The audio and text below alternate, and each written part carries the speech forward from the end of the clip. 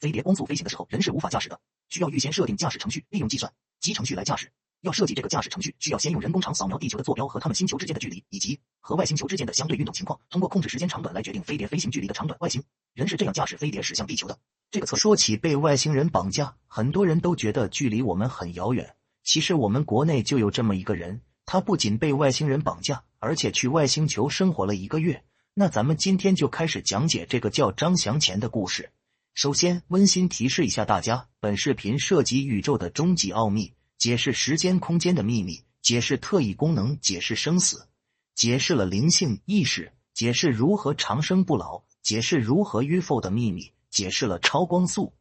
飞船，解释了宇宙文明等级，涉及到外星科技，非常震撼。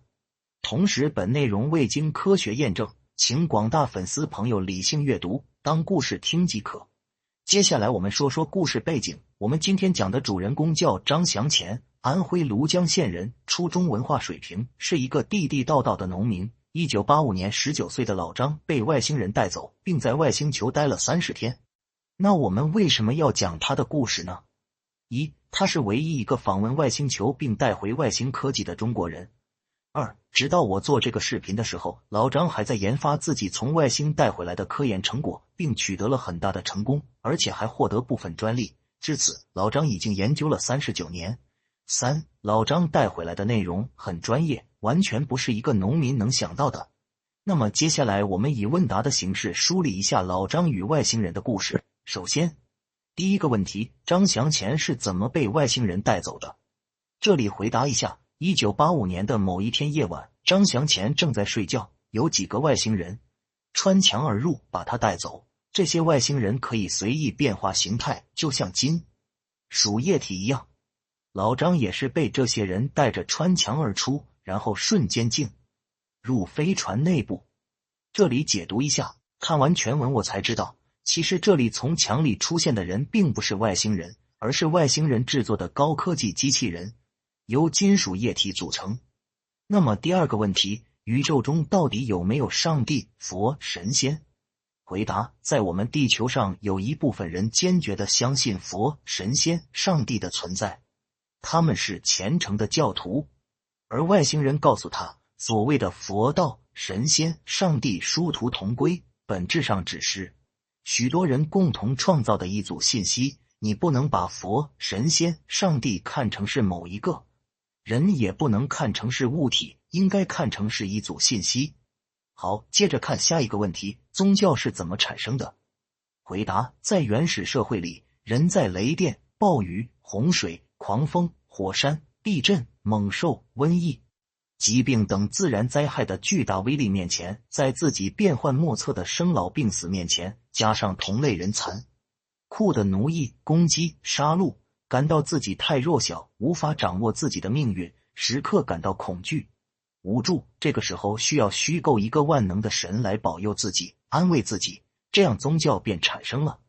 在原始社会里，人们很愚昧，对自然界认识很少，很肤浅，所以对自然界一切事物都有一种恐惧心。那时候的宗教力量很强大，科学很微弱。随着人们对自然界认识的深入，科学力量在壮大，科学认识的范围深度在扩展，而宗教力量在减弱，宗教认识的范围在缩小。宗教对世界、宇宙、人生、社会的解释越来越让人感觉到幼稚、荒唐、可笑。好，下一个问题，构成宇宙最基本的东西是什么？回答，我们中国古时候认为宇宙是由金、木、水、火、土构成的。随着相对论发展，人类发现宇宙是由物体、时空、能量场、光子、暗物质、暗能量、信息构成。而外星人告诉他，宇宙是由空间和物体组成，其余通通不存在。空间是无形的，而物质是有形的。宇宙只有这两种东西，一个有形，一个无形。好，我们再看下一个问题，外星人在他们自己星球上也用飞碟吗？回答，在高度发达的外星球上，他们的主要交通工具不是飞碟，而是全球公共运动网，这就是我们所说的疫苗到达全球任何地方。全球运动网主要由他们的全球信息网，类似于我们地球上的无线互联网，但是不用电磁波来传递信号，而是用真空来传递信号，类似于 GPS 的定位系统悬浮在他们星球上空的人工场扫描发生器组成。一个外星人想从 A 地到 B 地，只要有一个上网设备，或者通过大脑内置链接互联网，外星人的大脑可以直接和互联网无线链接，把自己的运动请求通过无线互联网发给人工场扫描发生器。人工场扫描发生器确认身份后，对这个外星人照射一下，这个人立即就在 A 地消失， B 地瞬间出现。无论 A 和 B 相隔多远，在全球范围内，这个过程不会超过1秒，并且运动者感觉不到这个运动过程的。而且外星人在密封的房间里不用开门，都可以瞬移出去。好，下一个问题，外星人飞碟的飞行原理是什么？回答：外星人直接对我说，飞碟飞行原理用我们汉语简单讲是一句话：宇宙中任何物体只要使其质量变成0，在变成0的刹那间就突然以光速运动起来。外星人的飞碟采用的是加质量运动原理，比如一个飞碟在相对于我们静止时候质量为5吨，飞碟准备起飞的时候，首先位置和速度不变，质量在变化，就是做加质量运动。飞碟的质量由5吨变成4吨，变成3吨，变成2吨，变成1吨，再逐渐的减少，一直减到0。飞碟的质量只要变为0时，就一定自动的突然以光速在空间中运动。好，下一个问题，飞碟飞行时候需要巨大能量吗？回答：如果用相对论智能方程 E 等于 mc 计算，一个5吨飞碟的质量变成0需要的能量是非常巨大的，达到了几万亿度电。这么大的能量，很多人认为飞碟是不可能存在的。以上的计算是按照加速度运动来计算的，飞碟的速度从0逐渐增加到接近光速，的确需要那么多的能量，这是地球人的做法。飞碟改变质量不是通过改变速度这种方式，也就是加速度达到的，而是用反引力场抵消飞碟周围空间本来的光速运动空间位移的条数，根本就不需要那么多的能量。外星人飞碟光速飞行的时候也是惯性飞行，是不需要能量的，但是起飞时候和降落时候质量变化仍然需要能量的。外星人是如何解决飞碟的能量问题的？外星人的飞碟在他们星球起飞的时候，飞碟借助外部电能或者场能使飞碟的质量变成0，使飞碟处于继发态，然后以光速飞走。到了地球，他们使飞碟的质量从0逐渐增大，但不需要增大到原来的水平，而是微的增大一点点，比如增大到1/1000克，就可以使光速运动的飞碟停止。好，接下来我们问一个时间的问题，50光年远的外星球上人来地球要50年吗？回答：很多地球人认为外星球离我们实在是太远了，动不动就多少光年，就是外星人驾驶飞碟以光速飞来，都需要很多年时间，而且要携带巨大的能量。其实飞碟相对于我们以光速飞行，在我们看来，飞碟所的空间变成了0。飞碟光速运动导致了时间膨胀变慢，时间走得非常慢，一直到凝固了。飞碟内部的观察者认为时间静止了，不走了，或者说飞碟内部观察者认为这个运动过程不需要时间，他感觉不到这个运动过程。一个距离我们50光年远的一个外星球，我们观察者认为他驾驶光速飞碟需要50年到我们这儿，飞碟里面的观察者认为是刹那间就到达。飞碟内部的乘客感觉这一次到地球来是不需要时间的。有网友说张翔前去外星球生活是假的，离太阳系最近的恒星系是22光年。假设真的有光速飞行器，再假设巧合的是最近的恒星系就是外星人的老家，张坐上光速飞行器只有1秒就到达22光年外的外星人老家。张只花了1秒，但那只是张的时间，在地球人眼中，张还是花了 4.22 年，而且一来一去就是 8.4 年。也就是说，张曾经最少应该在地球消失过8年多，才能证明张翔前去外星球这件事有一点点的可信度。其实这位网友是利用我们地球人已有知识，相对论来做出这种判断。从相对论的角度来说，飞碟以光速运动时候，沿运动方向的一维空间长度缩短为0，所以飞碟内部的观察者认为飞碟是刹那间就达到，不需要时间，没有感觉到这个运动过程。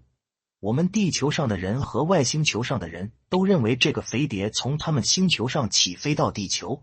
什么事情都不干，再返回去需要8.44年才能够返回。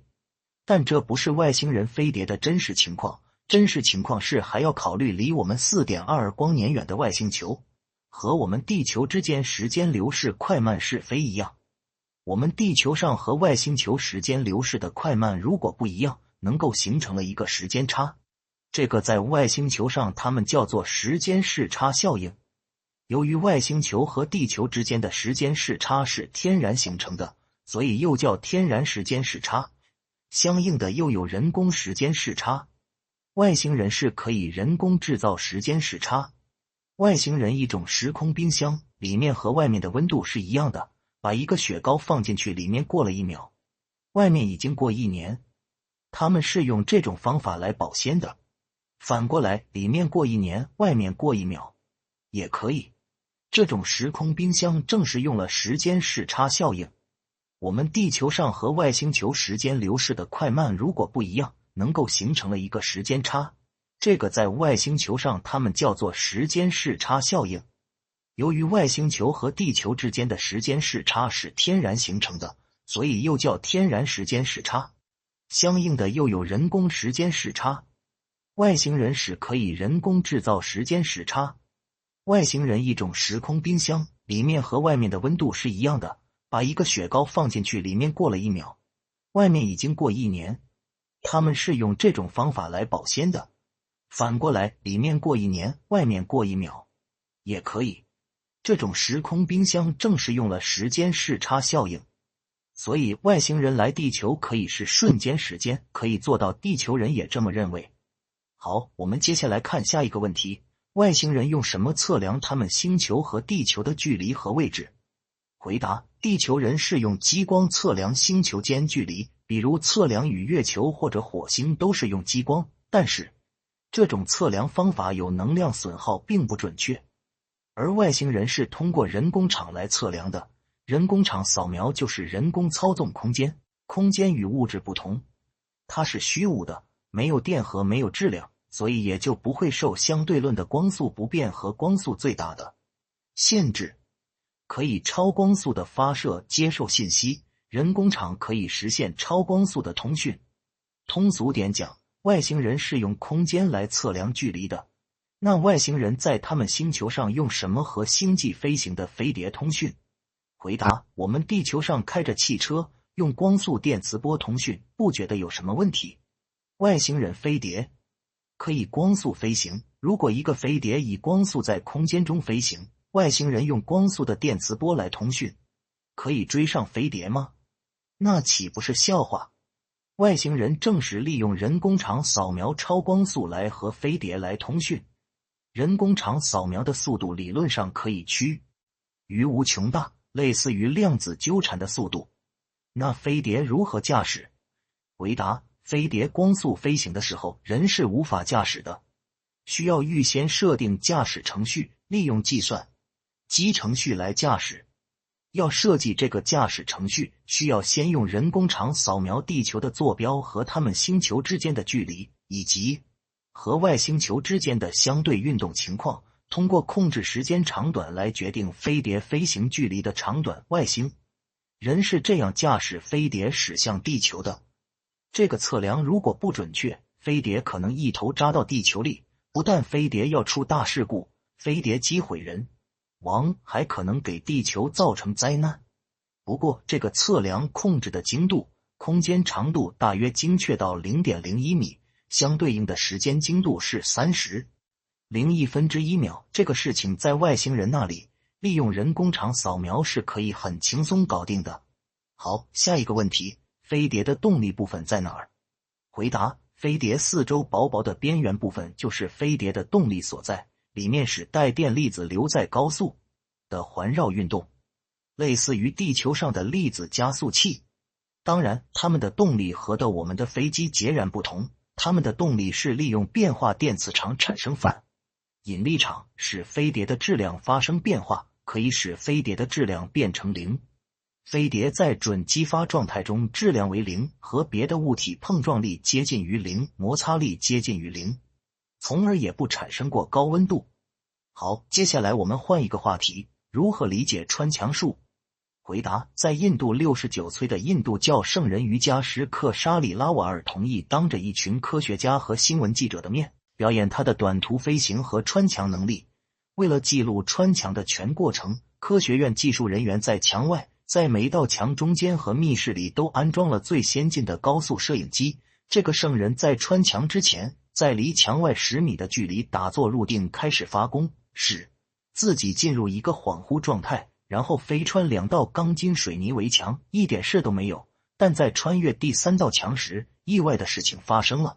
瑜伽师没有成功的穿越过去，但他也没有被墙撞回，而是头已穿过墙壁，在墙距地面约1米的地方，在墙的2侧各有一只脚，他的整个人体已经与道钢筋混凝土融为一体了，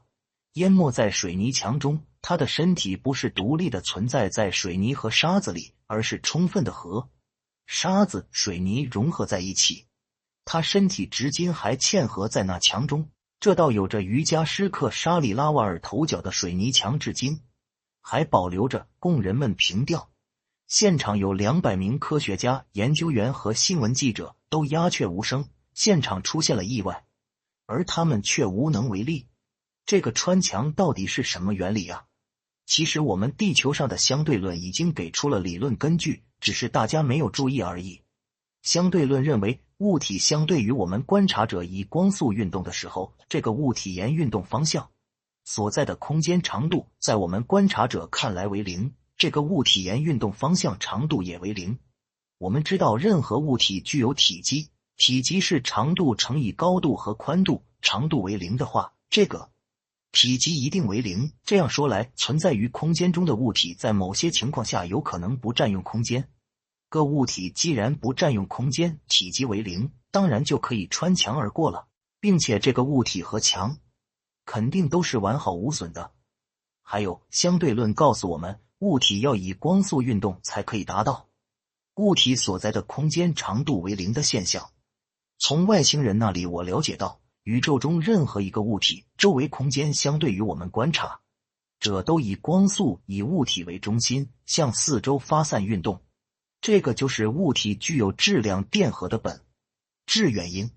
按照地外文明的科学理论，物体周围空间的光速运动一旦突然消失，这个物体就突然处于一种激发态，一定突然相对于我们以光速运动起来。当用变化的电磁场产生反引力场对物体照射，可以减少物体的质量。当物体周围空间光速运动的条数减少到0，就会突然以光速相对于我们运动起来，这个就是外星人光速飞碟飞行原理。当质量接近于0，虽然不会以光速运动，但是处于准激发状态，可以穿墙而过，并且对墙和物体丝毫没有损伤。好，我们再说下一个问题，什么时候外星人和我们地球人对话，也就是真正意义上的公开接触？回答：外星人说，人类造出飞碟进行星际飞行的时候，就自然的由外星人主动找来。地球人没有掌握飞碟技术，不能够造出飞碟。外星人认为地球人没有发展到那种程度，不够资格和他们交往。外星人仍然只是暗中观察我们，而不正式和我们接触。外星人用有没有飞碟来划分宇宙文明等级。他们把一个星球发明了光速飞碟，后又经过1000年的发展，成为1000年级别的文明星球。一个星球发明了光速飞碟，后又经过10000年的发展，成为10000年级别的文明星球。一个星球发明了光速飞碟，后又经过100万年的发展，成为100万年级别的文明星球。一个星球发明了光速飞碟，后又经过1年的发展，成为1年级别的文明星球。那么下一个问题，造出一台外星人飞碟需要多少钱？回答：外星人说，大约和我们地球上首次原子弹研发的费用差不多。美国第一次开发原子弹，投资大约是40亿美金。那么外星最高科技是什么？他们的终极科技是什么？回答：人工肠扫描技术。这个技术很强大，后面我会给大家介绍。好，我在这里就给大家讲解一下这个人工肠具体能干啥吧。人工肠扫描对飞碟照射，可以使飞碟质量变成0，飞碟质量变成0，就会突然以光速运动起来，也就是我们所说的光速飞船的原理。人工肠扫描可以使冷焊大规模使用，使造房子、工程、工业制造的速度100倍的提高，费用100倍的降低，可以在人类生产、生活、医疗的各个方面创造神话，也就是我们所说的1秒钟就可以建造好房子。人工信息场还可以在人体内部手术，而不影响外部，手术的时候不要开肠破肚，就可以在人体内部移走物体，可以快速彻底移走人体内的癌细胞、病毒等有害物质，简单粗暴，不要找到发病机理，可以使人类彻底治疗各种传染病、癌症、高血压、糖尿病、老年痴呆症，也就是我们所说的人类将解决所有的生病问题。人类进入无药物时代，利用全球运动网还可以使人员和商品在1秒钟之内出现在全球任何一个地方，包括在密封的房间同样做到。但是全球运动网作用范围只能在一个星球上到别的星球，只能做飞碟，也就是我们所说的瞬间消失运动。全球运动网1秒到达全球各地，当然还可以利用人工肠扫描发射场能量，等于是通过纯净的真空来导电，能量耗散低，对环境几乎没有影响。用电器只要连着闭合线圈就可以接收电能，线圈断开就没有电能了，这样方便控制，也就是全球大规模无导线导电。人工肠扫描设备对空间照射，通过影响压缩空间，进而可以把空间中太阳光子吸收下来，可以在1平方米上接受上万平方米太阳能，解决人类能源危机，而且能源廉价，几乎可是免费的，也就是汇聚太阳能接收器。人工肠扫描还可以使人体虚拟化，由光线组成的虚拟人体会在地球上大规模的流行起来，也就是虚拟建筑和光线虚拟人体。同时我们可以把食物储存在时空冰箱里，虽然里面的温度和外面的一致，但是这种时空冰箱在人工肠的照射下，我们在外面已经过了1年，里面的时间才过了1秒，所以这种冰箱保存食物的保鲜程度是普通冰箱望尘莫及的。反过来，里面过了1年，外面才过1秒也可以实现的。时空冰箱基本原理就是人工肠对空间照射，可以改变空间里面的一切事件时间流逝的快慢，这就是传说中的时空冰箱。除此之外，我们还可以利用人工肠扫描技术来进行意识读取、存储。人的意识和思维是人大脑中运动的带电粒子、离子的运动形式，会对空间施加扰动效应。人工肠扫描设备发出场这种无形物质，深入到人大脑内部，可以无损伤的扫描记录这些空间扰动效应，这样可以读取、记录人的意识和记忆信息，从而进一步的把人的意识信息拷贝下来，数字化后储存在电子计算机中。待几百年后人类科技发展到一定程度，再把这些意识信息安装在某一个生物体上，使人复活，这样人的长生不老可以变成现实。未来学习模式将彻底改变，不需要学习，需要的知识直接下载到大脑即可。这就是意识读取、存储的肠扫描技术。说完人工肠，我们来聊一聊时间的本质是什么。回答：本人在1985年夏天去一个高度发达的外星球旅行了1个月时间。这个星球上的人对我说，我们会让你参观我们星球许多地方，你将有许多奇妙的经历，会增加许多你们地球上没有的知识，得不到的阅历，丰富你的人生。当你回到地球，这些经历会改变你的命运，你将成为你们地球上的名人、富人，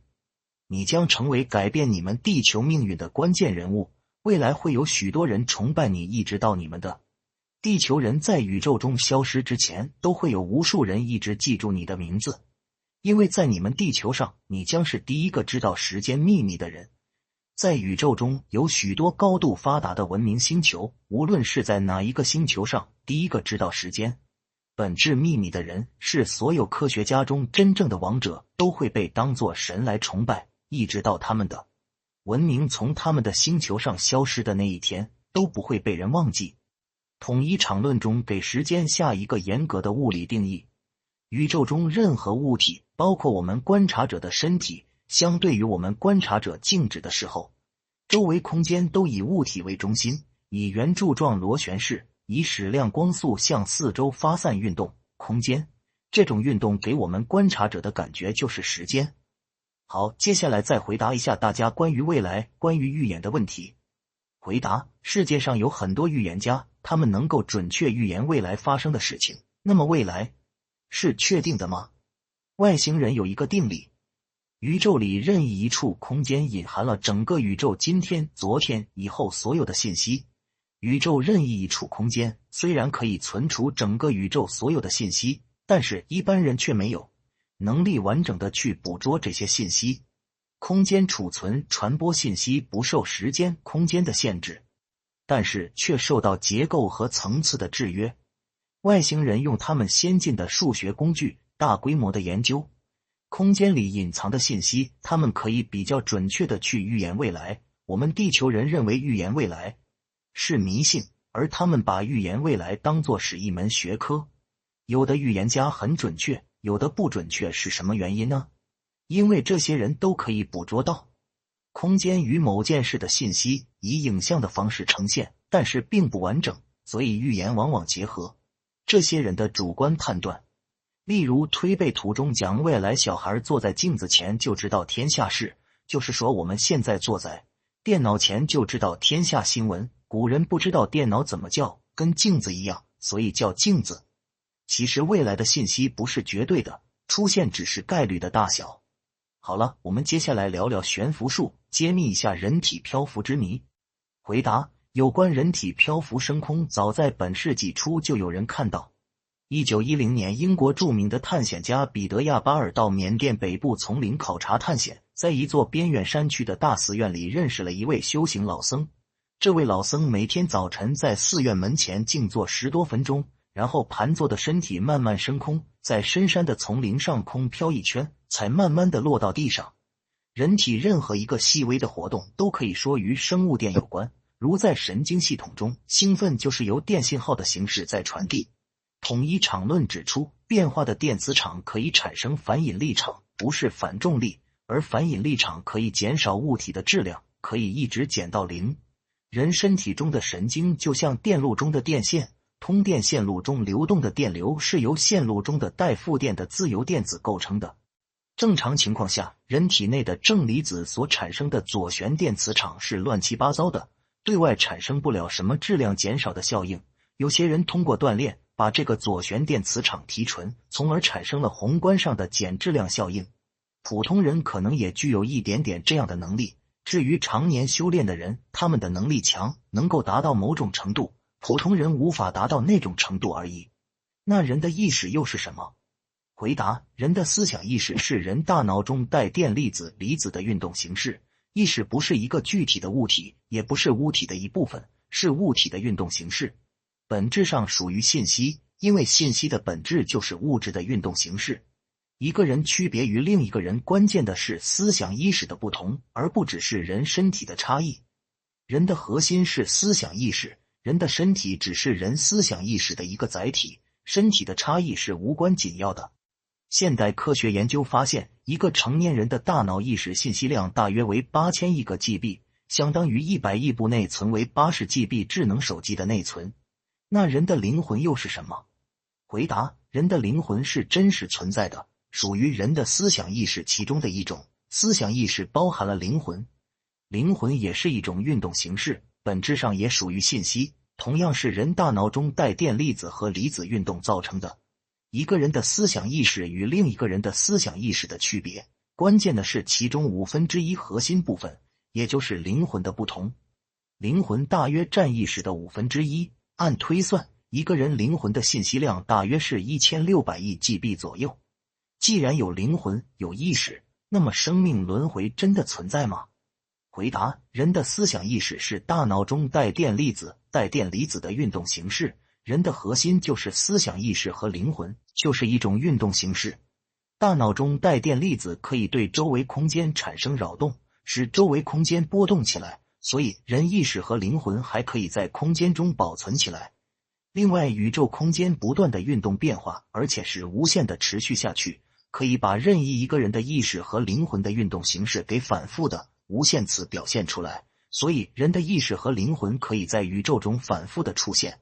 人的身体可以腐烂，而人的思想意识和灵魂作为一种运动形式，是数字，是永远不会真正的死亡的。我们常说宇宙是无限的，宇宙无限包括了时间、空间、物体的无限，同时也包含了信息的无限，也包含了无限个灵魂信息。也就是宇宙要把各种各样的运动形式、各种可能性给反复的、无限次的给表现出来。这个是宇宙的核心法则之一。只要宇宙空间、时间是无限大的，运动永远持续下去，人的生命就确定无疑在反复无限次的轮回。好了，说了这么多，只是说了外星文明的科技，那么外星人又是什么呢？咱们接下来就给大家探讨一下。看完张祥前的《果壳星球奇遇记》，我谈谈我自己的感受。外星人和地球人有本质的区别，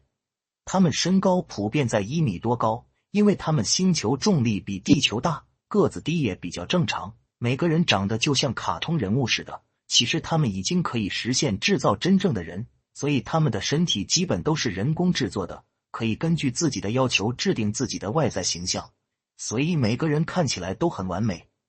他们星球没有道德法律约束，没有国家，只有一个叫全球运动网的东西。这个东西可以解决包括吃住行的问题，所有的东西都可以凭空出现，所有的人都可以借助这个全球运动网瞬间到达全球任意地方。他们住的房子是虚拟的，但是比真实的还要坚固。他们不需要担心生病，所有的病都可以用人工信息场扫描技术治好。当他们的身体变老后，把自己的思想意识以及灵魂下载下来，上传到新的人工制造的人大脑中，实现永生。在他们星球最值钱的是虚拟数字信息。外星人的身体构造与地球人也不一样，他们没有心、肝脏、肺什么的，只有一个空腔。他们可以直接从空气中获得血氧，对他们也是氧气，但是浓度比地球要高一些。他们流行远程的虚拟性爱，他们真正的把性爱看成是一种游戏，大部分的性爱活动出现在虚拟游戏中。虚拟性爱就是用道具人加性爱活动数字来完成的。他们把男女性爱活动过程用人工场扫描记录下来，用数字表示。他们把这些性爱数字注入到一种胶装物质信息泥中，信息泥会迅速的变成一个道具人，从外表、感觉上、气味上，你无法判断和一个真实的肉体人有什么区别。这样，他们的男女虽然相隔很远，就可以通过身旁的信息泥形成的道具人来发生性爱。好了，最后温馨提示一下，关于张祥前从外星带回来的科技，咱们基本就聊这些。目前张祥前已经发表了很多作品，在本视频中只是讲了冰山一角，大家感兴趣可以去查看这些资料，我也把它们放到视频下方。这里面有包含了《果壳星球奇遇记》又名安徽农民外星球1个月见闻，外星人的社会和日常生活情况，包含了介绍外星人的性爱、果壳星的寄生人种、果壳星人长什么样子、揭秘预言特异功能之谜，包含了揭秘预言家预言之谜统一场论，包含了揭秘万有引力的本质，揭秘电荷电磁场的本质，安徽传奇农民揭秘人体生死轮回意识灵魂之谜，包含了揭秘人的生死之谜，人死亡时候的感受，人痛苦的根源。除此之外，还有介绍人的前世爱情，最新科学理论证明生命轮回的真实性，揭秘外星人飞碟之谜，无纸和信息、时间、空间的本质与宇宙的核心秘密。安徽农民张祥前的简介，人性美丑、智慧愚昧奴性、宗教科学哲学文化艺术。我们其实都是农民，一眼看透中国人的本质。张祥前的爱情小说，张祥前预言未来，秘闻奇闻诡异之事。好了，最后希望大家点个关注，视频制作不易，欢迎大家点赞转发，非常感谢。